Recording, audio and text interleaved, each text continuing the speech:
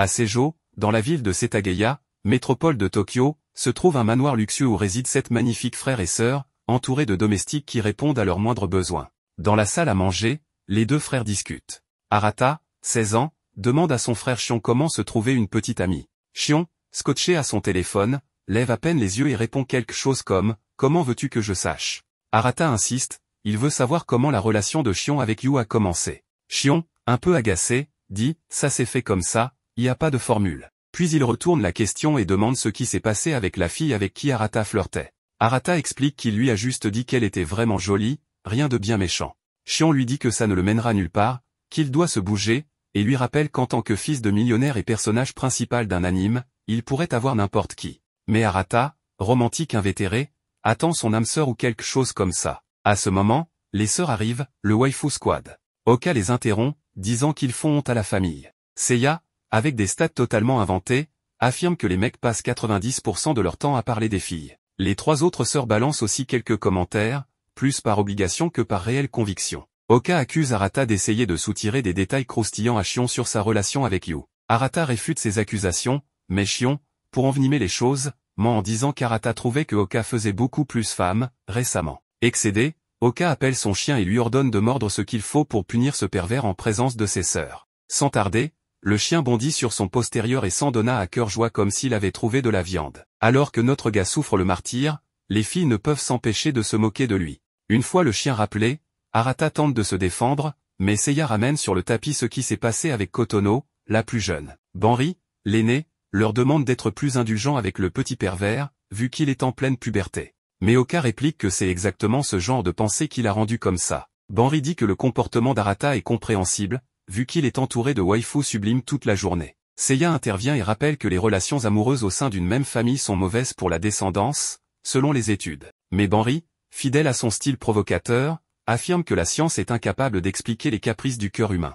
Il en profite pour lancer une pique à Seiya, insinuant qu'elle est probablement déjà amoureuse de quelqu'un, ce qui la fait rougir. Banri se moque ensuite des sœurs cadettes, les taquinant parce qu'elles restent encore de simples gamines. Minami intervient, disant qu'elle trouve son frère génial. Arata, ravie du compliment, s'approche pour la remercier, et elle l'envoie au tapis d'un crochet du droit bien net. Puis elle s'excuse, disant que c'était juste un réflexe, typique d'une athlète née comme elle. Après ce petit incident, ils s'organisent tous pour fêter l'anniversaire de Kotono le samedi. Ça réglé, ils partent à l'école. Même s'ils ont plus d'argent que de bon sens, ils prennent le métro, tellement humbles. En marchant, les gens les regardent comme s'ils étaient un boys band tout droit sorti d'un magazine. Arata est agacé par l'attention, comme s'il vivait dans une comédie romantique. Et franchement, peut-être que c'est le cas. Petit topo sur les waifus pour ne pas vous perdre. Banri, l'aîné, 18 ans, est à une université prestigieuse mais étudie pour devenir infirmière. Seiya, 17 ans, en dernière année de lycée, est le cerveau de la bande. Oka, 16 ans, en 2e année de lycée, est la plus populaire. Minami, 15 ans, première année, est tout en musclé en énergie. Et enfin, Kotono, 14 ans, collégienne, est le classique type timide, calme et adorable. Retour au garçon, Shion demande à Arata si elle lui a vraiment avoué ses sentiments. Arata, un peu mal à l'aise, admet que oui, mais dit qu'il n'est pas assez tordu pour répondre à ses sentiments. De toute façon, il a déjà quelqu'un d'autre en tête, et comme elle n'est pas de la famille, c'est un gros plus. Shion lui dit que même si Arata a tout pour séduire n'importe quelle fille, ses traumatismes d'enfance l'ont transformé en gros flemmard en matière de romance. Plus tard, chez eux, Arata stalk obsessionnellement le profil de Lala, la fille qu'il aime, mais la peur le paralyse au point qu'il n'arrive même pas à lui envoyer une demande d'amis. À ce moment, Oka entre et lui demande de lui passer les devoirs. Ils s'assoient pour étudier ensemble, mais Arata ne peut s'empêcher de lui jeter quelques regards. Embarrassé, il finit par lâcher qu'elle devrait peut-être se couvrir un peu plus. Oka lui rappelle qu'ils prenaient leur bain ensemble quand ils étaient petits, donc pas de quoi en faire un drame maintenant. Puis, direct, elle lui demande qui est la fille qu'il aime, disant que Shion a déjà craché le morceau et qu'il est super accro à quelqu'un.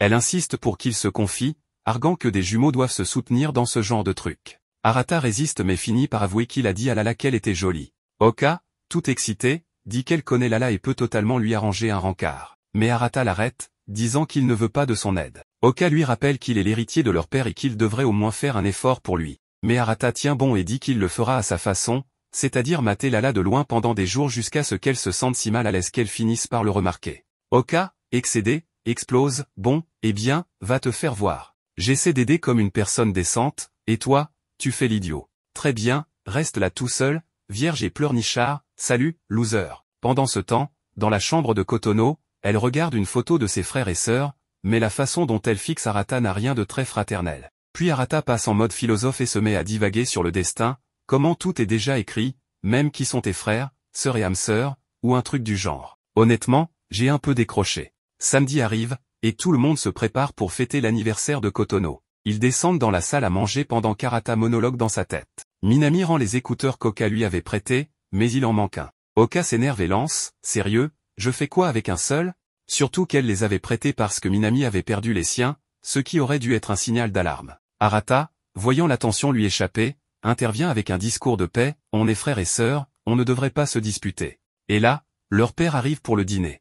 Avant le toast, il annonce qu'il a quelque chose d'important à dire. Maintenant que Kotono a 15 ans, il est temps de leur révéler la vérité, ils ne sont pas vraiment frères et sœurs. Ils peuvent se mettre en couple entre eux s'ils veulent. Fêtez bien. Arata, complètement sonné, demande ce que ça veut dire. Leur père explique qu'ils sont tous adoptés, qu'ils sont assez grands pour comprendre, et qu'il avait promis à sa défunte épouse de révéler la vérité une fois que la plus jeune aurait 15 ans. Bien que Shion et Minami soient jumeaux, il précise que les autres n'ont aucun lien de sang. Il dit qu'il comprend qu'ils soient tous choqués, mais qu'à partir de maintenant, il sera totalement honnête et répondra à toutes leurs questions. Et hop, sujet clos, on passe à la fête. Ouais, juste comme ça. La bonne commence à servir le dîner pendant que tout le monde est encore en mode mais qu'est-ce qui vient de se passer?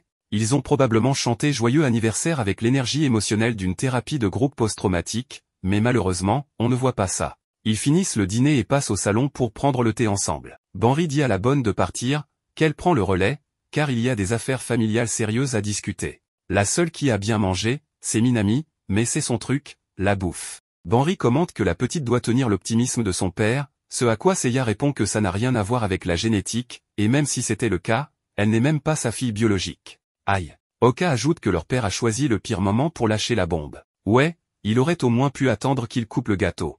Mais Seiya contre en disant qu'il n'avait pas le choix, qu'il avait promis à leur défunte mère, et que c'était maintenant ou jamais. Oka comprend, mais se sent trahi. Ça lui fait mal qu'on leur ait caché quelque chose d'aussi important si longtemps. Puis Seiya demande à Banri si elle ne se souvient pas de quelque chose d'étrange, comme le fait que quand Kotono est arrivée à la maison, elle avait déjà environ 4 ans. Banri marque une pause, réfléchit, et dit qu'elle ne se souvient même pas de ce qu'elle a mangé au petit déjeuner. Mais ses frères et sœurs la regardent avec un air de ne ment pas, balance. Elle insiste en disant que ça n'a pas d'importance, que l'important, c'est qu'ils ont grandi ensemble, et même s'ils n'ont pas de lien de sang, ils restent frères et sœurs. Donc, pas de trucs bizarres entre eux. Tout le monde est d'accord avec ça.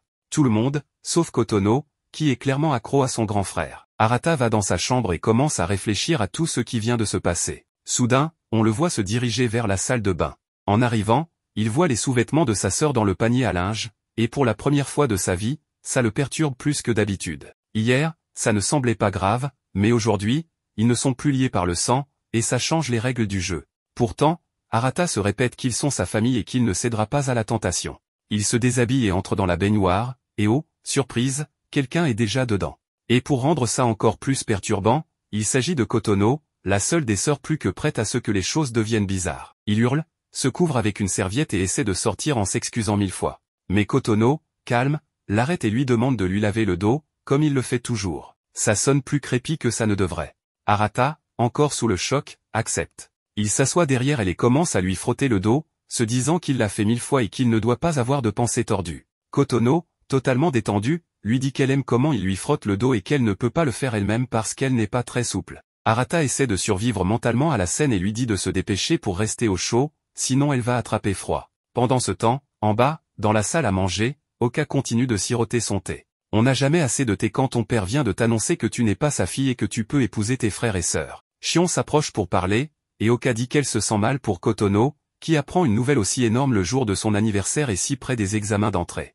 C'est pas cool. Shion répond que tout ira bien, que les notes ne seront pas un problème, mais Oka n'est pas si sûre. En tant que cadette, elle pense que tout le monde devrait mieux prendre soin d'elle. Elle demande aussi à Shion ce qu'il pense de tout ce bazar. Il hausse les épaules et dit que tout est arrivé si vite qu'il est encore en train de digérer. Oka, d'un ton un peu vulnérable, demande s'il sait ce qu'Arata pense de tout ça. Shion, intrigué, lui demande si ça l'intéresse vraiment. Oka devient sérieuse et lui dit de ne pas compliquer les choses. Elle a passé des années à croire qu'ils étaient jumeaux, donc elle le voit comme une partie d'elle. Shion dit qu'Arata ressent probablement la même chose, mais qu'il reste l'héritier de la maison et son frère. Il se demande aussi comment le monde les verra maintenant qu'ils pourraient techniquement se marier. Pendant ce temps, à l'étage, dans la salle de bain, Kotono enlace son grand frère, complètement nu. Concernant toute cette histoire qu'ils ne sont pas frères et sœurs de sang, Shion mentionne à la fille aux cheveux roses qu'ils pourraient se marier, ce qui ne lui plaît absolument pas, car l'idée dernière la dégoûte rien qu'à y penser. Il précise que c'est juste une hypothèse, puisque, n'étant pas lié par le sang, la loi ne l'interdit pas. Elle continue de ressentir des nausées à cette idée et lui demande si c'est à ça qu'il pense tout le temps. Il lui explique que non, qu'il ressent juste de la gratitude d'avoir une sœur aussi gentille et jolie qu'elle. La fille aux cheveux roses ne le croit pas et, en plus, se sent gênée, car l'idée a dû lui traverser l'esprit. Maintenant qu'elle y pense, elle veut savoir ce qui s'est exactement passé entre le protagoniste et Kotono. Il raconte que, selon ce que le protagoniste lui a dit, Kotono lui a confessé être amoureuse de lui. Elle veut plus de détails sur ce potin, alors Shion explique qu'Arata l'a rejeté, mais comme elle a refusé d'accepter un non, elle s'est rapprochée de force du protagoniste, et c'est ainsi que les choses se sont passées. Le protagoniste a pris toute la responsabilité de l'affaire pour que personne ne soupçonne Kotono, mais en réalité, c'est elle la coupable de tout. Shion pense que Kotono est non seulement confuse, car à cet âge, l'affection et l'amour sont souvent confondus. Et là, l'ambiance devient très tendue, car elle confesse au protagoniste qu'elle l'aime trop, mais il lui demande de se calmer, car tout ça n'est pas correct. Elle veut une explication, mais le protagoniste lui dit que c'est évident, même s'ils ne sont pas liés par le sang, ils restent frères et sœurs, alors il s'engage à la protéger et à prendre soin d'elle, mais pas de la manière qu'elle voudrait, plutôt comme de vrais frères et sœurs. Kotono dit que le protagoniste est la personne la plus gentille qu'elle connaisse, mais aussi la plus cruelle. D'un autre côté, leur père déclare avoir enfin tenu la promesse faite à sa femme, ce qui le met enfin en paix. Cependant, une visite inattendue vient d'arriver. Notre protagoniste n'arrive toujours pas à croire ce qui se passe avec Kotono. Bien qu'il soit vrai qu'ils ne sont pas liés par le sang, il ne peut tout simplement pas arrêter de la voir comme sa petite sœur, il ne peut pas ignorer un fait aussi important. En entrant dans sa chambre, il tombe sur Seiya. Il lui demande ce qu'elle fait là, mais elle lui dit que s'il a quelque chose à cacher, il ferait mieux de fermer la porte. Elle lui demande aussi où il était, mais Arata ment en disant qu'il se promenait, car il ne peut pas raconter ce qui s'est passé avec Kotono. Elle ne le croit pas, mais dit que c'est étrange, la chambre du protagoniste est la plus petite de toutes, mais elle semble assez grande. En effet, il a eu la plus petite à cause d'un tirage au sort, et évidemment, il a perdu. Arata ne comprend pas ce qui se passe, il ne sait pas pourquoi la geek est venue, mais de manière inattendue, elle s'approche de lui et lui dit que ça doit rester un secret absolu. Il ne comprend rien à ce qui se passe, il ne voit pas pourquoi elle agit ainsi, alors qu'elle est censée avoir arrêté de chercher le contact physique il y a longtemps. La geek lui dit qu'elle l'a vu avec Kotono dans la salle de bain tout à l'heure. Le protagoniste n'en revient pas et lui demande ce qu'elle a vu exactement. Elle répond qu'elle a pratiquement tout vu. En fait, elle allait prendre une douche, mais elle les a entendus tous les deux là-dedans. Seiya savait déjà quelque chose à ce sujet, car il est normal que les adolescents confondent le sens ou le sentiment entre amour et affection, donc au début, elle n'y a pas accordé tant d'importance. Cependant, il est probable que la nouvelle qu'ils ont reçue aujourd'hui ait fait tomber toutes les barrières de Kotono. La geek a supposé que le protagoniste a agi comme un grand frère, ce qui est parfait, mais elle voulait vérifier en personne qu'il ne succomberait pas ensuite au charme de n'importe quelle fille. Le protagoniste pense qu'elle aurait pu le faire de manière beaucoup moins directe, mais elle considère que ça n'a pas d'importance, car elle n'a aucun intérêt romantique pour lui, donc c'était la manière la plus simple et directe. Sur ce, elle aborde soudainement le sujet des relations entre proches, qui sont interdites pour des raisons génétiques, mais elle pense que, vu qu'ils ne sont pas liés par le sang, ça change beaucoup de choses, et le contexte aussi. En gros, ils pourraient faire l'amour sans aucun problème. Ça rend le protagoniste tout rouge, car il ne veut pas penser à ce genre de choses. Elle semble avoir fini ici et lui demande de faire très attention, car Kotono pourrait aller trop loin. Elle est personnellement contente qu'il ait réussi à garder son calme, mais avant de partir, elle lui demande de lui montrer un peu de respect, car elle est sa grande sœur, mais aussi un peu d'affection. Notre protagoniste ne sait pas ce qui se passe avec cette journée, elle est complètement folle. Il commence à croire que tout ça sort d'une telenovela. Pourtant, il sait qu'il a passé 16 ans à être le frère de toutes, et ça ne changera pas du jour au lendemain. Pendant ce temps, Minami demande à la geek ce qu'elle fait là, mais elle répond que rien de particulier. Le lendemain matin, Arata a mal à la tête à cause de tout ce qui s'est passé la veille. Sur le point de partir à l'école, il tombe sur Kotono et Banri, qui portent des uniformes d'infirmières. Le protagoniste leur demande pourquoi elles sont habillées comme ça, et Banri explique que c'est pour leur pratique, et qu'elle en a profité pour l'essayer avec Kotono. Elle lui demande s'il aime comment elles sont, mais le protagoniste évite de répondre pour des raisons évidentes. En sortant, Shion pense que Banri essayait juste de détendre l'atmosphère. Sur le chemin de l'école, les gens ne peuvent s'empêcher de complimenter les filles, encore impressionnées par leur beauté et par le fait miraculeux qu'elles soient toutes sœurs. Shion se demande sérieusement comment les gens réagiraient s'ils apprenaient qu'ils ne sont pas liés par le sang, mais pour l'instant, le protagoniste ne veut pas y penser. Au cours de la journée, il a remarqué que tous ses frères et sœurs agissent à l'école comme si de rien n'était, alors que lui est très pensif. Soudain, Minami arrive pour le saluer, car pour la première fois depuis longtemps, elle n'a pas d'entraînement. Le protagoniste la regarde fixement,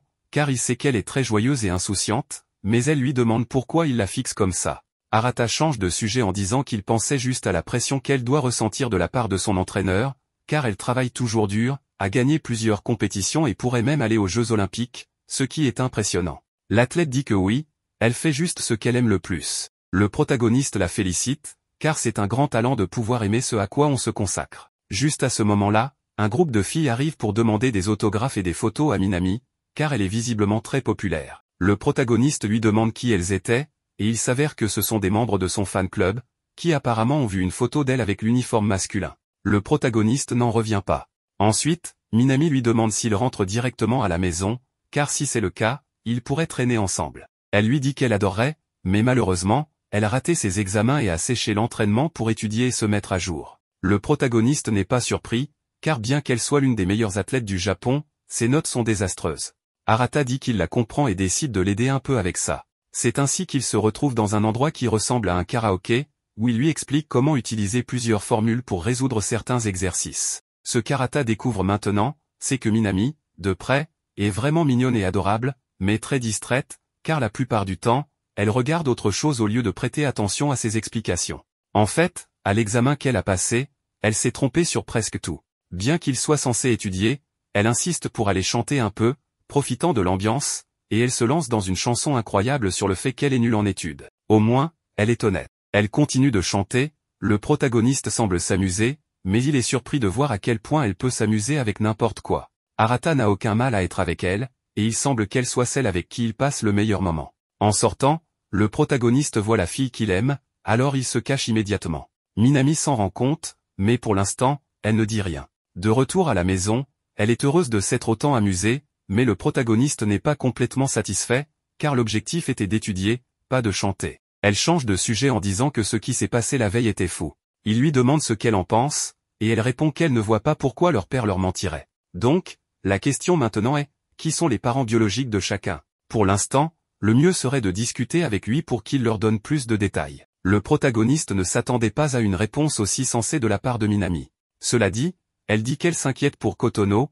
car c'est la plus jeune et la plus fragile. Ce qui amuse le plus la fille aux cheveux verts, c'est que, en fin de compte, le protagoniste n'est pas leur frère et n'est qu'un gars de l'école. Notre garçon lui demande de baisser un peu la voix sur ce sujet, mais elle continue en disant que ce qui compte maintenant, ce n'est pas comment ils s'appellent entre eux, car le lien qu'ils ont forgé pendant plus de 15 ans a bien plus de valeur. Elle lui demande donc de ne pas se déprimer juste parce que la fille qu'il aime a un petit ami. Arata ne comprend tout simplement pas comment elle est au courant, mais bien sûr, il s'avère qu'elle lui a tout raconté, sacrément bavarde, la fille. Minami veut lui dire qu'elle connaît toutes ses qualités, celles du protagoniste. Elle sait qu'il est intelligent, drôle, responsable et qu'il aime beaucoup ses frères et sœurs, alors elle lui demande de se remonter le moral. À la maison, Minami lui offre un cadeau, des mini-gâteaux qu'elle adore apparemment. La fille aux cheveux roses lui demande pourquoi elle lui donne ça, et il s'avère que c'est pour accompagner les AirPods qu'elle avait perdus auparavant. L'un d'eux était perdu dans la salle de son club, alors elle veut s'excuser. Elle accepte, mais lui rend aussi les AirPods à condition qu'elle ne les perde plus.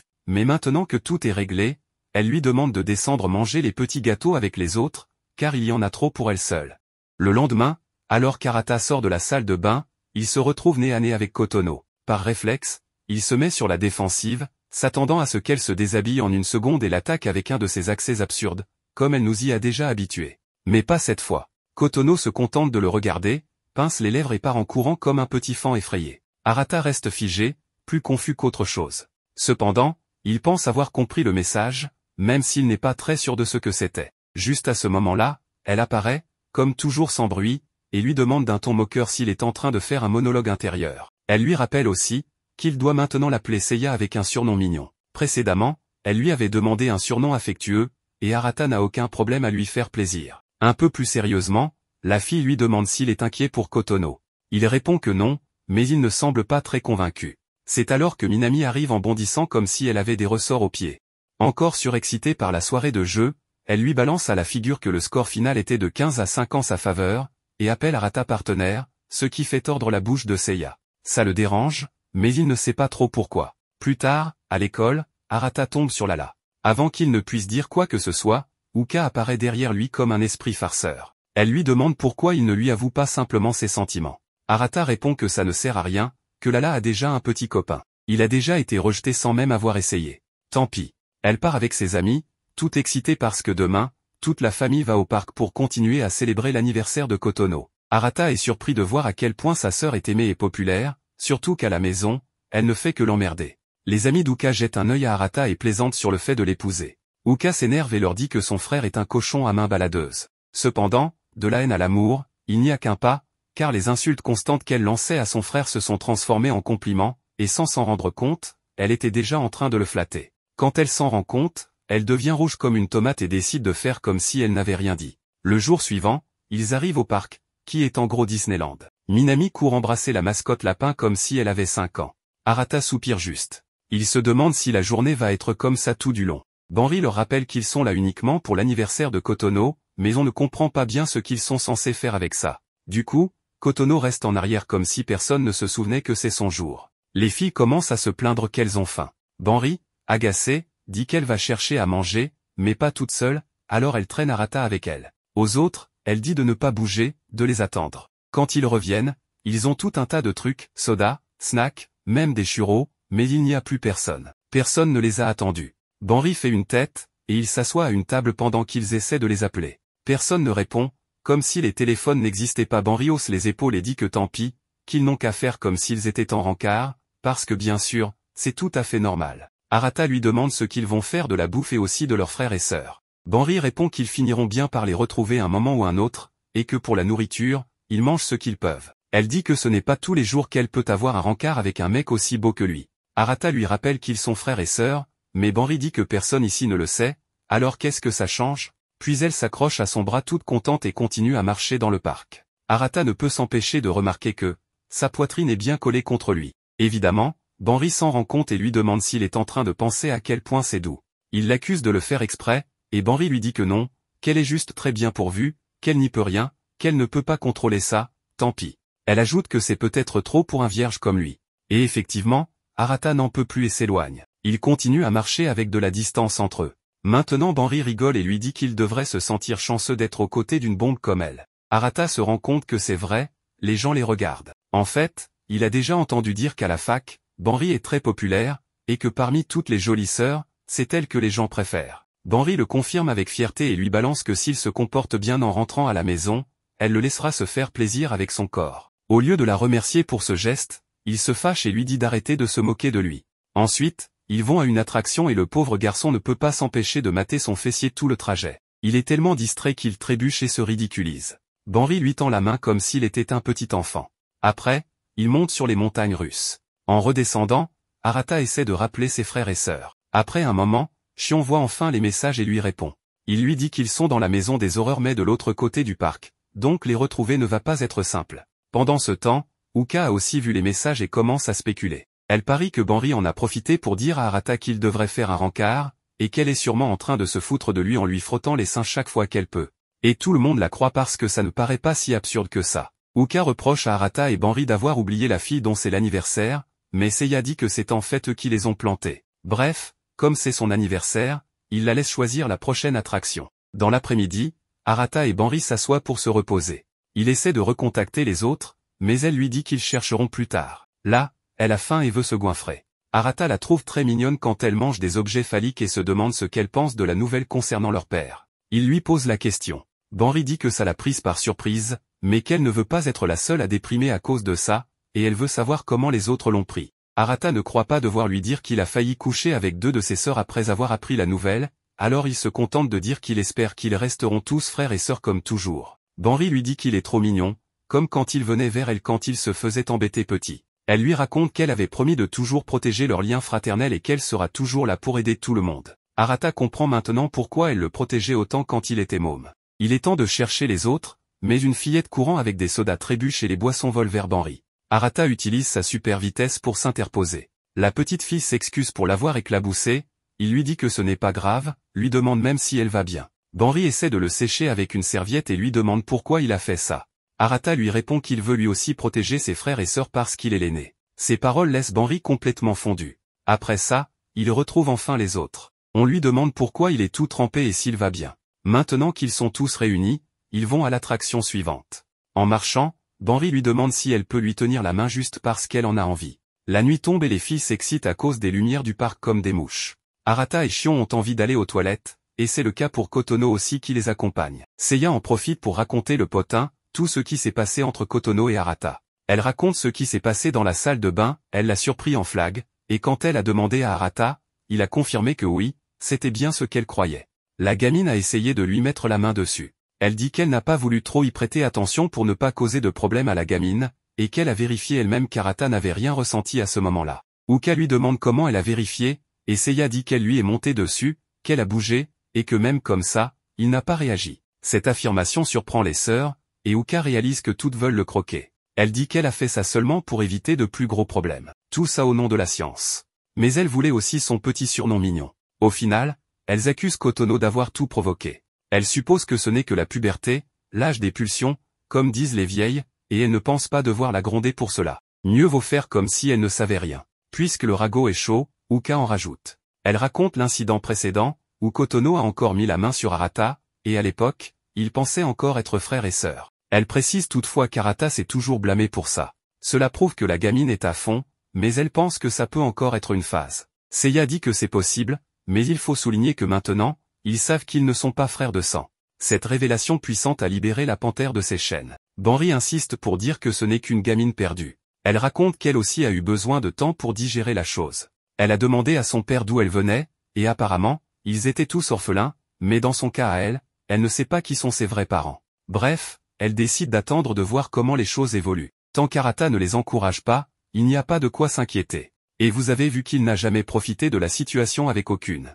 Les autres reviennent et demandent ce qu'ils vont faire maintenant. Elles veulent aller à la maison hantée. Tout le monde se promène dans le parc, et ils demandent à Kotono si elle passe un bon deuxième anniversaire. Maintenant, elles veulent aller à la boutique de souvenirs acheter des peluches hors de prix, mais comme ils sont riches, ils s'en fichent. En marchant, Arata a sa réflexion finale, mais c'est toujours la même, oh là là, on est tous si confus, qu'adviendra-t-il de notre lien fraternel? Arata attend devant la boutique quand il voit passer une fille. Pendant un moment, il croit que c'est sa Lala, cette Lala qui est avec un autre mec. Le pauvre, il en a un coup de pression.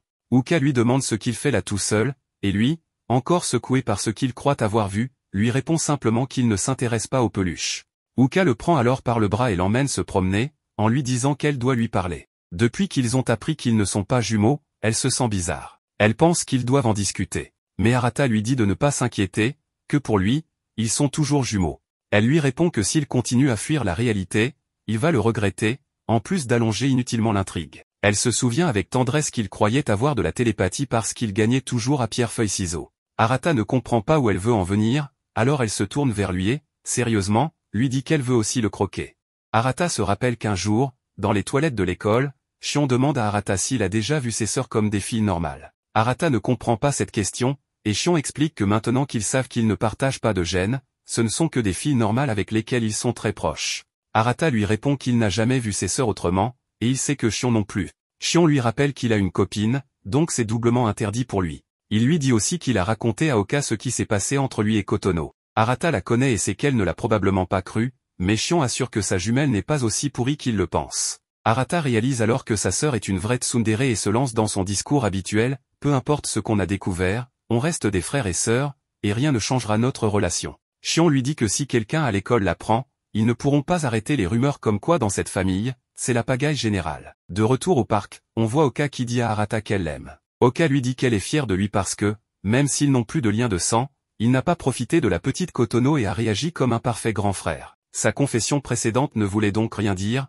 parce que le je t'aime était un je t'aime comme un frère. Donc, ça ne compte pas. Arata ne pense pas qu'Oka pourrait tomber amoureuse de lui, mais ça le dérange quand même, et il la traite de tsundere. Oka l'envoie balader et va aux toilettes. Elle lui demande de dire à Seiya que le souvenir qu'il doit lui acheter doit être bleu. Arata comprend alors qu'Oka s'inquiétait que cette situation puisse changer leur relation. Mais soudain, il la regarde autrement, puis il se ravise aussitôt. Le lendemain, Arata va faire de l'exercice dans la salle de sport de la maison. Minami arrive pour sa routine d'exercice, et Arata lui sort quelques blagues censées être drôles, mais elles sont nulles à chier. Apparemment, ce sont les seuls à faire du sport, Minami veut devenir une athlète pro, et Arata parce que son père lui a appris qu'un leader doit prendre soin de lui. Passons au drame. Alors que les filles choisissent quoi acheter au magasin, certaines se demandent de quelle couleur Oka voudrait. Comme elle est sortie, il faut envoyer quelqu'un lui demander. Minami se propose.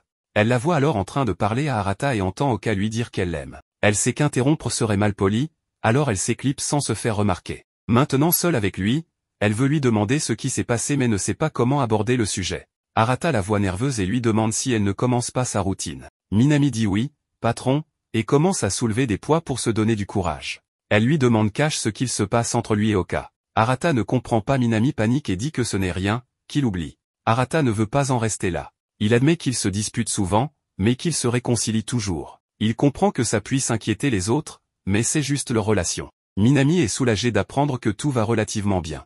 Comme la situation est gênante, elle décide de reporter son entraînement et les laisse seuls lui et ses puissants abdos. Arata est toute chamboulée et ne sait pas si sa réponse était sincère ou si elle cache quelque chose. Après son entraînement, Arata va prendre un bain.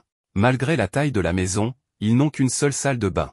Et Arata ne s'est pas frappé avant d'entrer. Donc, il entre comme si de rien n'était et voit sa sœur en sous-vêtements, prête à se laver. Au lieu de sortir, il se cache derrière un mur et lui reproche de ne pas avoir fermé à clé, vieille cochonne. Seiya, qui a vu autant d'animes, sait que c'est une situation typique et que l'inconfort d'Arata montre qu'il y a une tension. Arata essaie de faire genre il n'est pas gêné pour lui montrer qu'il n'y a aucune attirance, mais ça ne marche pas. Seiya continue à se déshabiller et lui dit de juste fermer la porte. Mais il reste planté là, la porte grande ouverte, pendant que sa sœur se déshabille complètement. Elle entre dans la douche, et Arata veut enfin fermer la porte, mais une serviette par terre l'en empêche. Il s'en sert d'excuse pour entrer dans la salle de bain. Il voit une bague sur le lavabo et lui demande si elle lui va maintenant.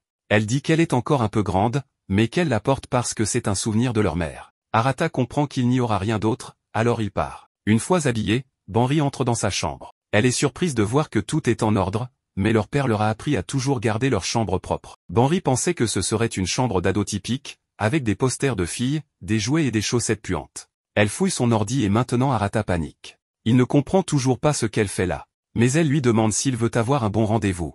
Et il n'est pas assez stupide pour dire non.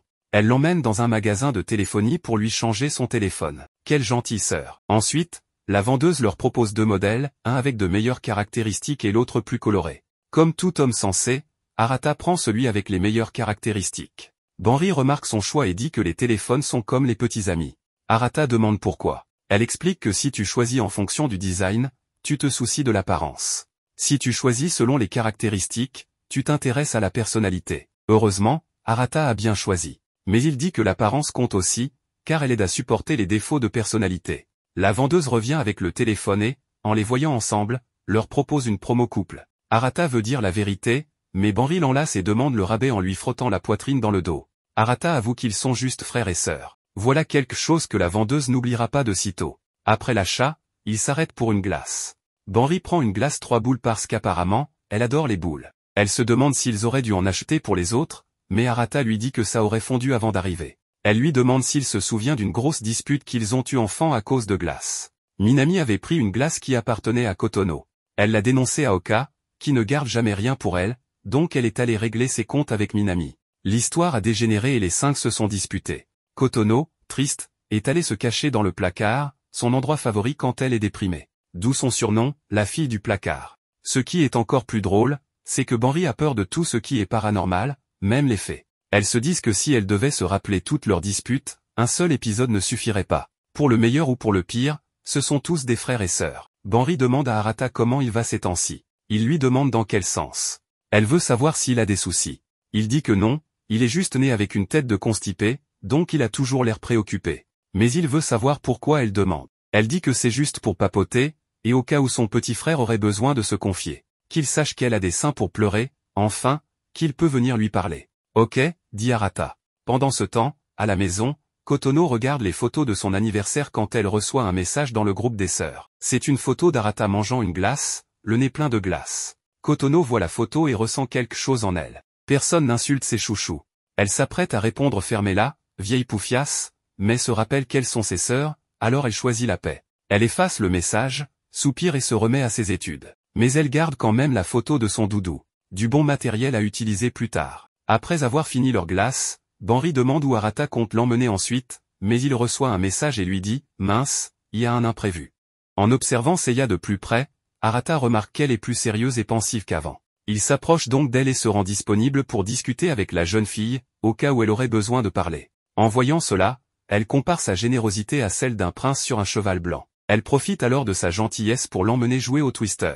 Pendant le jeu, Seiya remarque des signes d'émotion forte en elle depuis qu'elle est venue lui rendre visite dans sa chambre l'autre jour. Cela commence à l'inquiéter, car cela pourrait signifier qu'elle est tombée amoureuse de lui. En faisant tourner la roulette, elle lui demande de mettre le pied droit sur le cercle bleu. Cependant, Arata le fait tout en gardant son corps en arrière, comme s'il voulait éviter de se rapprocher d'elle. Bien que cela la dérange un peu, elle continue de jouer normalement, jusqu'à ce qu'elle commence soudainement à se rapprocher de plus en plus de lui, le mettant visiblement mal à l'aise.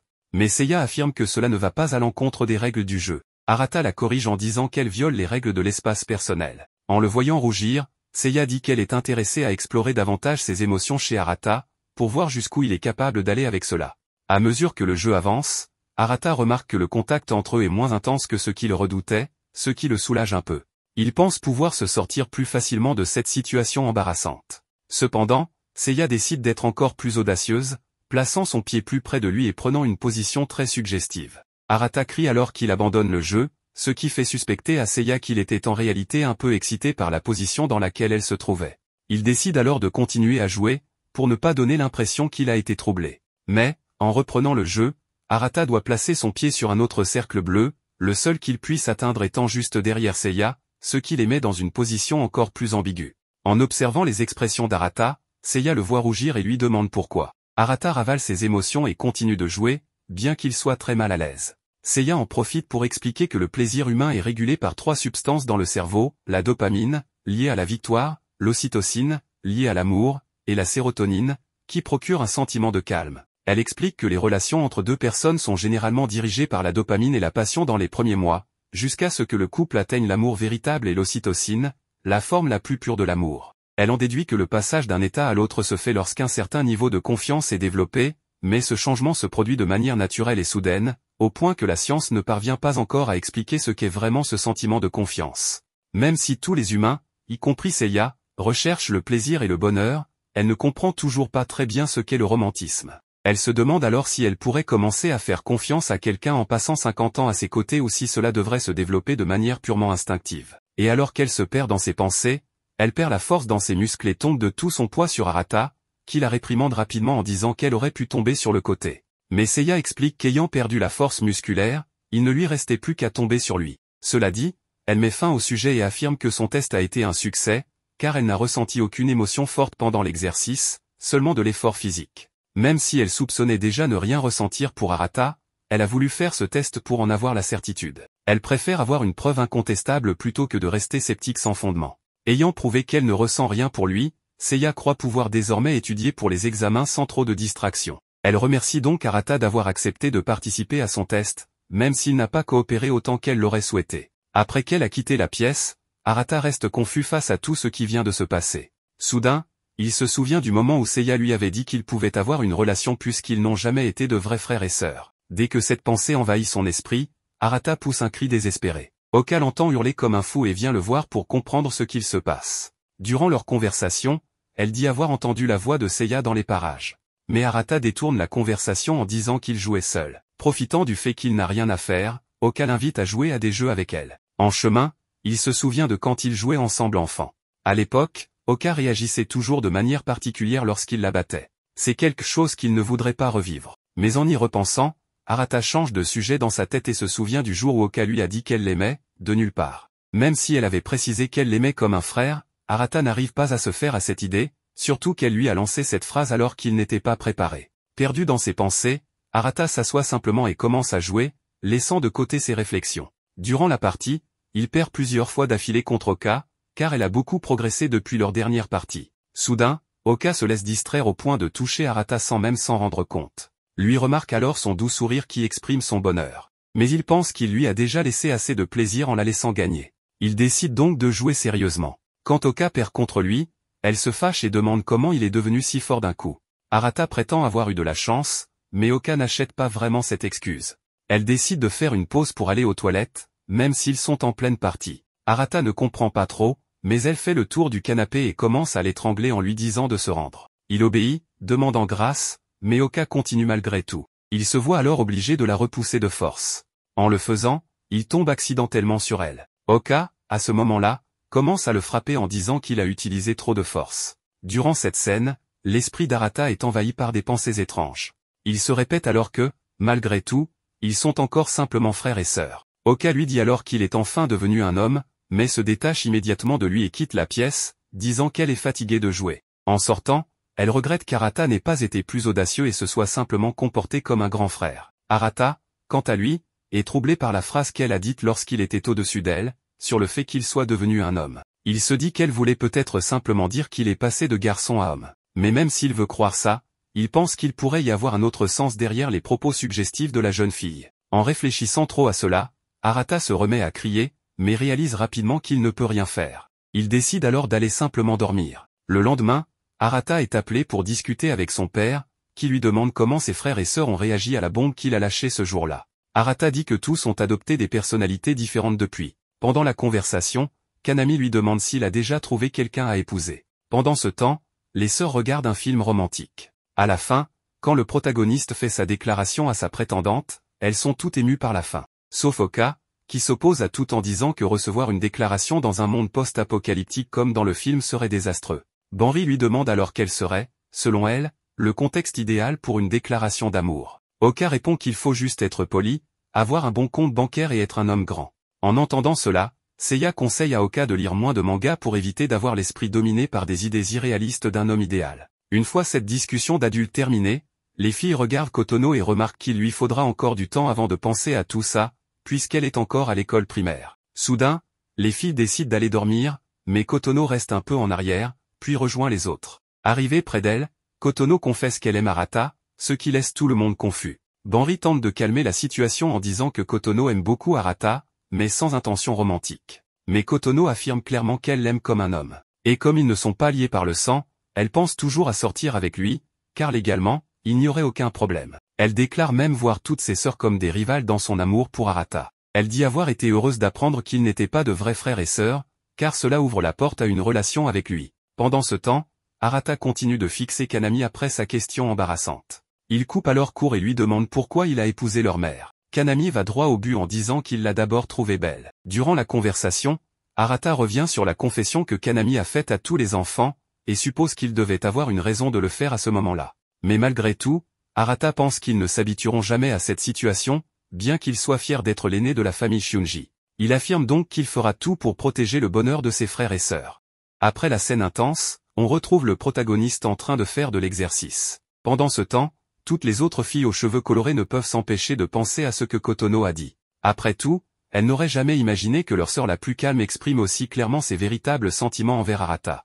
Quant à Minami, elle aussi se met à y penser plus calmement en se rappelant les matchs qui approchaient. Alors, elle quitte la maison plus tôt que d'habitude et tombe nez à nez avec Arata, qui lui demande pourquoi elle sort si tôt de chez elle. À cela, la jeune fille l'ignore simplement et court vers son entraînement matinal, car elle ne veut pas révéler son malaise suite à la déclaration de Kotono. En s'enfuyant, Arata attire à nouveau son attention et lui dit qu'elle agit bizarrement ces derniers temps. Il insiste donc pour savoir ce qui se passe, car en l'aidant mentalement, Minami aura une meilleure performance lors du match de la semaine prochaine. Bien que Minami remarque le désir sincère d'Arata de l'aider, elle continue de faire semblant et affirme qu'elle va très bien. Quant à Arata, il rentre chez lui, retrouve Banri en train de servir de la nourriture au chien, alors qu'il aurait dû sortir courir avec lui ce matin-là. Banri suggère alors de réduire la quantité de nourriture donnée à l'animal. Mais dès que le chien voit cela, il commence à mordre le postérieur d'Arata, montrant clairement qu'il n'apprécie pas cette idée du tout. Pendant ce temps, Minami impressionne toutes ses amies durant l'entraînement. Cependant, dès qu'elle pense à Kotono, Minami commence à perdre sa concentration. Elle se force alors à se focaliser sur le jeu. Après avoir pris une pause de 15 minutes, Minami est abordée par son groupe d'amis qui commence à louer sa performance. Soudain, Minami aperçoit Nao juste à côté d'elle et l'invite à un match de tennis. Dès que le match contre Nao se termine, elles s'assoient ensemble sur un banc pour discuter. Lors de cette conversation, Nao révèle qu'elle quittera le club de tennis dès la fin du tournoi interscolaire. Ainsi, elle ne financera plus les boissons pour Minami. De plus, Nao explique qu'elles resteront amies quand même, à condition que Minami lui obtienne des billets et des passes pour Wimbledon dans 5 ans. Durant leur discussion, Nao raconte qu'au départ, elle n'aimait pas Minami, car dès qu'elle a appris qu'une prodige du primaire arrivait au club, elle était persuadée qu'elle serait une enfant gâtée et arrogante. Pourtant, Bien que Minami soit effectivement la plus prétentieuse parmi les joueuses, Nao souligne aussi qu'elle est celle qui se donne le plus de mal, ainsi que la plus positive, ce qui rend les autres filles plus enthousiastes pendant les entraînements. Selon elle, Minami fut la première coéquipière plus jeune qu'elle ait vraiment soutenue de cœur. En effet, elle sent que les autres filles manquent de profondeur. Et concernant Minami, elle porte l'équipe sur ses épaules, et c'est justement pour cela qu'elle croit qu'elles ont de grandes chances de gagner le tournoi cette année, ce qui la rend contente. Après avoir entendu tout cela, Minami fait une drôle de tête et lui dit que c'était là le plus grand discours motivant qu'elle ait jamais entendu. À ces mots, Nao commence à rougir et essaie de détourner la conversation en lançant un nouveau défi à Minami pour un autre match de tennis. En revenant jouer, Minami entend quelques filles parler du fait que Nao n'ait pas été recrutée par l'équipe d'une quelconque université. C'est pour cela qu'elle aurait décidé d'abandonner sa carrière dans le tennis pour se diriger vers quelque chose de professionnel, mettant ainsi un terme à sa vie sportive scolaire. En entendant ces rumeurs, Minami repense à ce que Nao avait dit auparavant, selon lequel c'était elle qui portait l'équipe. Mais contrairement à cela, Minami pense que c'est plutôt Nao qui l'a porté tout au long de ce parcours. En effet, c'est Nao qui l'a accueilli à bras ouverts dès son arrivée au club. C'est Nao qui l'a mise au défi à l'époque, même si elle ne pouvait déjà plus la battre. Revenant au présent, Minami se pousse encore davantage à gagner ce tournoi interscolaire, ne serait-ce que pour offrir à Nao une dernière médaille d'or avant qu'elle ne quitte le sport. En rentrant chez elle après l'entraînement, Minami retourne directement s'entraîner lorsqu'Arata vient la voir. En la voyant si motivée, il décide de l'aider à intensifier son entraînement. En entendant cela, Minami lui répond qu'elle a déjà toute la structure nécessaire, donc il n'a pas à s'en préoccuper. Cependant, Arata commence à trouver étrange quelque chose chez elle et suggère que Minami pourrait être blessée. Elle essaie alors de dire que tout va bien, mais Arata comprend immédiatement qu'elle ment effrontément et lui rappelle qu'elle ne ment absolument pas bien, car Yamaguchi l'a vu soigner ses blessures dans la salle de bain et l'en a informé. Arata lui dit alors qu'elle agit bizarrement depuis tout ce temps précisément parce qu'elle voulait cacher sa blessure. Cependant, Minami note qu'il est complètement trompé, car en réalité, elle est inquiète à cause de ce que Kotono a dit à toutes les sœurs. Pendant ce temps, Oka boit du thé en réfléchissant au CV de Kotono de la veille. À cette occasion, Minami suggère que Kotono a peut-être été influencée par les séries romantiques qu'elle regarde souvent avec les autres sœurs. Cependant, Seiya contredit cette hypothèse et rappelle à Minami que Kotono est assez grande pour ne pas être influencée par une simple série télévisée. De plus, elle souligne que le fait que Kotono, généralement si timide, ait osé dire ces choses montre qu'elle parlait sérieusement. Pendant ce temps, Arata commence à masser la jambe de Minami afin de réduire la douleur. Toutefois, Minami rappelle que sa blessure n'était pas si grave pour qu'il s'inquiète autant. Elle commence alors à protester, disant qu'elle préférerait jouer au tennis ou faire n'importe quoi d'autre impliquant de bouger son corps. Pendant ce temps, Arata se concentre sur le massage des jambes de Minami, jusqu'à ce qu'il repense soudainement à l'incident avec Oka et commence à chasser de son esprit ses pensées inappropriées. Malgré cela, Arata ne peut s'empêcher de regarder Minami de plus près, réalisant à quel point elle est belle, ce qui explique tous les admirateurs qu'elle a dans sa classe. En se surprenant à avoir de telles pensées, Arata reprend conscience et repousse résolument tout type de pensée inappropriée. Il change alors de sujet et demande à Minami si elle a déjà parlé à l'équipe de sa blessure à la cheville. Minami répond qu'elle n'a pas l'intention de dire à personne qu'elle est blessée, car tout le monde compte sur elle pour la compétition, et elle ne veut pas inquiéter ses coéquipières ni les décevoir. Arata comprend les sentiments de sa sœur, mais il lui conseille de ne pas trop forcer jusqu'au jour du tournoi, car si la situation empire, cela pourrait être pire encore. Quelque chose dans l'air entre eux rappelle à Arata la relation fraternelle qu'ils partagent, et il rit intérieurement en repensant à lui en train de brosser les dents des filles, une scène complètement inappropriée. Bien qu'il comprenne ce qu'il dit, Minami affirme que ce tournoi est extrêmement important pour elle, et qu'elle doit donner son maximum pour le remporter. Elle assure donc qu'elle guérira rapidement tant qu'elle ne fait rien d'idiot. Arata décide finalement de lui faire confiance, mais lui demande de ne pas trop exagérer pendant les entraînements. Peu après, Minami se lève et commence à masser les épaules d'Arata en guise de remerciement pour son aide. Puis, après cela, Arata se dirige vers sa chambre, mais en chemin, il tombe face à face avec Kotono. Il réalise alors que c'est la première fois qu'il est seul avec elle depuis le jour où elle s'est déclarée à lui dans la salle de bain. En l'entendant si silencieuse, Arata ressent un malaise dans l'air et décide simplement de continuer son chemin comme prévu. Cependant, Kotono l'interrompt et lui demande s'il était avec Minami. Il répond oui, mais précise qu'ils étaient seulement en train de s'entraîner. Même en entendant cela, Kotono reste suspicieuse et lui demande si Minami a fait quelque chose d'étrange pendant qu'ils étaient seuls. En entendant cela, Arata ne comprend pas exactement ce qu'elle veut dire et suppose que Kotono a peut-être deviné que Minami était blessée. Il lui demande alors si elle savait quelque chose qu'il ignorait encore. Au lieu de répondre, Kotono lui demande simplement de laisser tomber ce sujet. Le jour de la compétition arrive,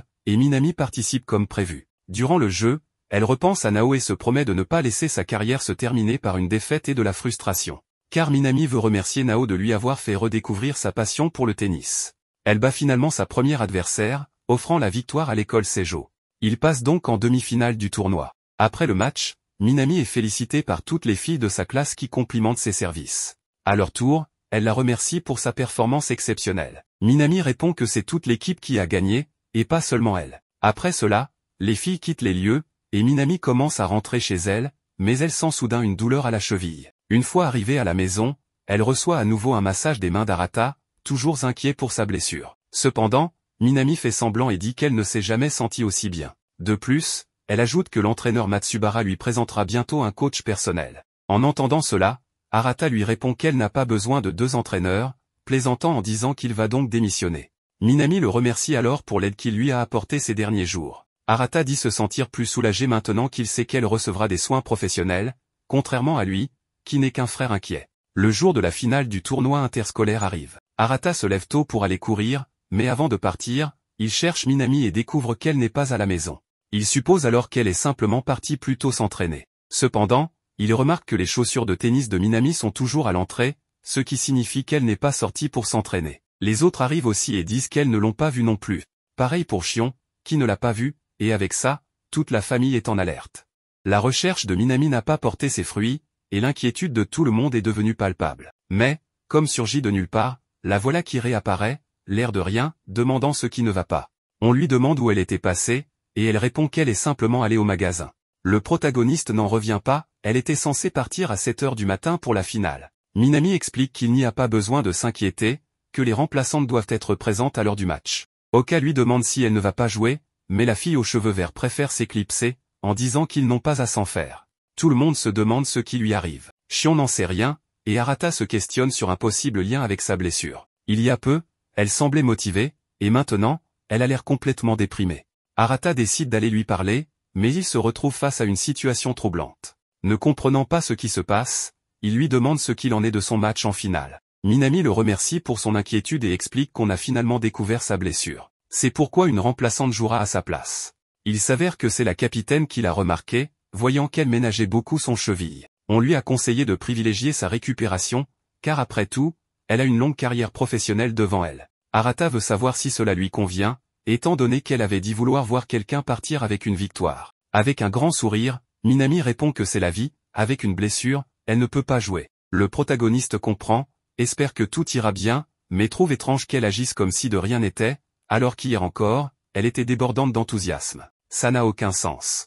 Soudain, Shion l'appelle pour discuter un peu, car lui aussi est très inquiet pour sa sœur. Il raconte que ce matin, en allant dans le jardin, il a vu quelque chose d'inattendu, Minami, en pleurs, inconsolable. Évidemment, il a fait ce qu'il pensait être juste et a prétendu ne rien avoir vu. Shion considère que Minami feint toujours d'être forte pour ne pas inquiéter les autres, mais qu'en réalité, elle est très sensible, fragile, et porte souvent seule son fardeau émotionnel. Cependant, Shion accepte sa sœur telle qu'elle est, tandis qu'Arata, lui, est partagé. Il décide donc d'aller la chercher immédiatement.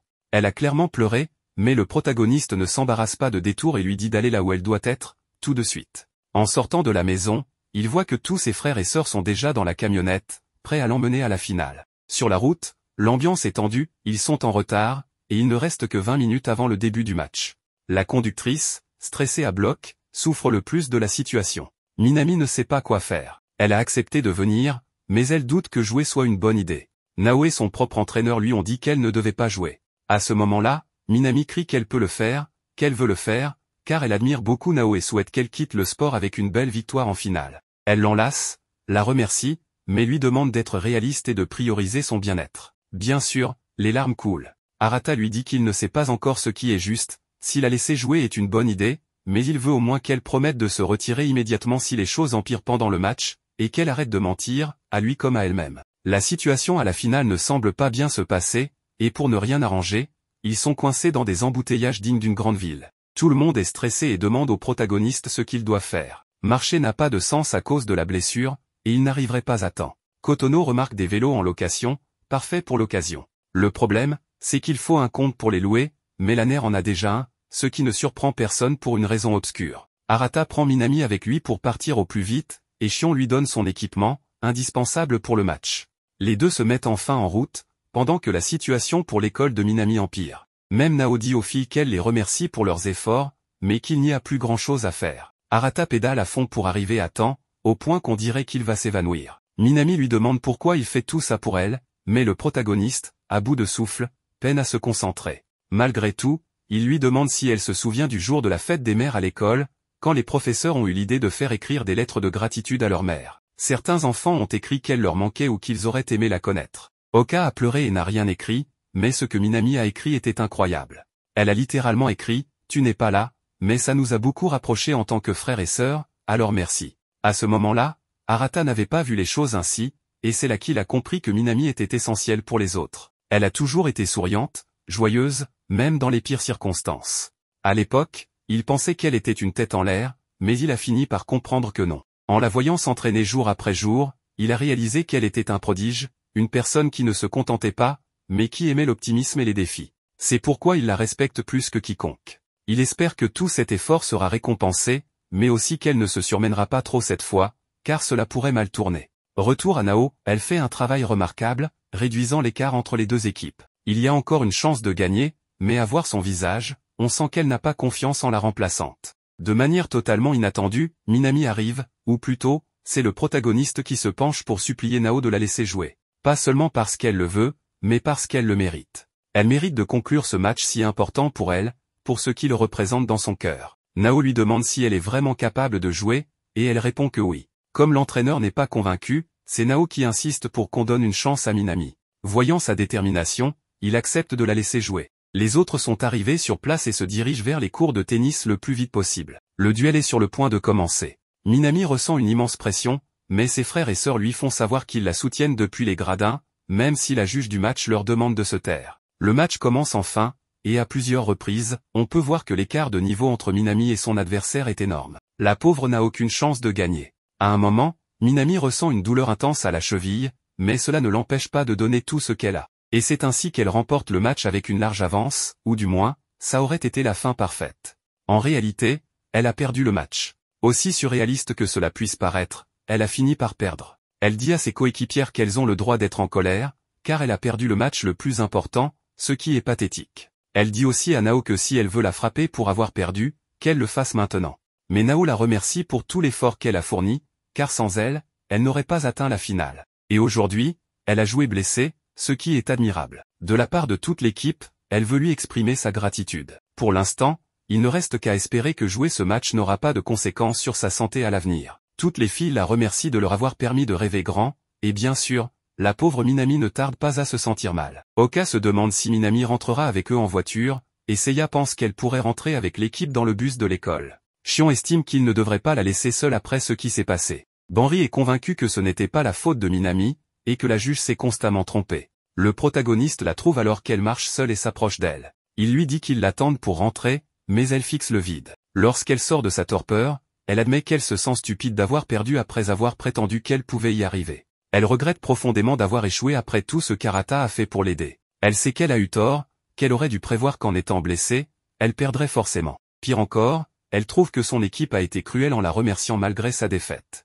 Elle aurait préféré qu'on la réprimande, ça l'aurait soulagée. Minami se sent si mal qu'elle s'excuse auprès d'Arata pour l'avoir fait assister à une performance aussi lamentable. Malgré tout, elle le remercie, car si elle était restée à la maison, elle l'aurait peut-être regretté toute sa vie. Pour l'instant, il ne reste qu'à rentrer à la maison et voir ce que l'avenir lui réserve. Elle a hâte d'arriver pour manger le gâteau de viande que la domestique lui prépare toujours, mais Arata lui demande d'attendre. Il la prend dans ses bras pour un câlin fraternel, un vrai câlin de frère et sœur, tout ce qu'il y a de plus normal. Elle lui demande ce qu'il fait, mais le protagoniste lui rappelle qu'il lui a demandé d'arrêter de mentir. Si elle veut pleurer, qu'elle le fasse, elle est libre. La pauvre Minami commence à être honnête. Elle se demande pourquoi elle est si mauvaise, pourquoi perdre lui fait si mal. Elle ne veut plus jamais perdre contre qui que ce soit. Elle veut devenir si bonne dans son sport que, même blessée, elle sera supérieure. Elle veut être la meilleure. Arata croit qu'un jour ou l'autre, elle y arrivera.